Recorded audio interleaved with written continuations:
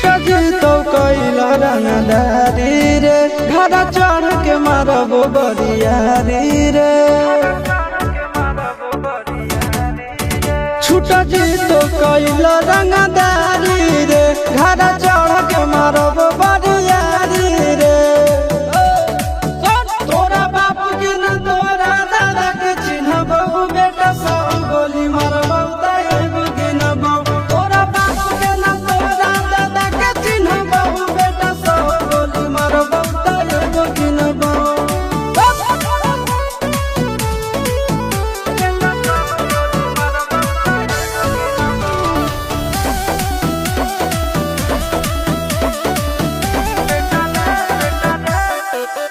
बेटा रे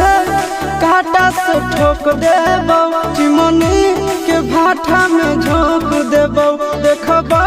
कवन बाप बचैतौ तोरा प्रशासन के गाड़ी भी रोक देबो बेटा जी सुनो बेटा रे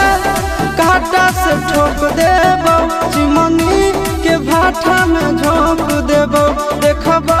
कवन बाप बचैतौ तोरा प्रशासन के गाड़ी भी रोक देबो तोरा जैसन के हम खड़े खड़े गिनबो बेटा सब गोली मारबो तैगो गिनबो तोरा बाप के न तोरा दादा के चिन्हबो बेटा सब गोली मारबो तैगो गिनबो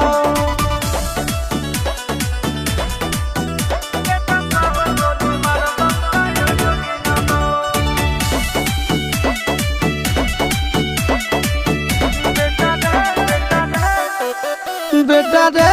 दौड़ा के बाजार में मारबो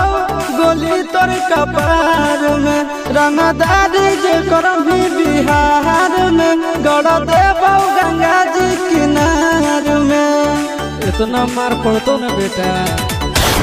बेटा रे दौड़ा के बाजार में मारबो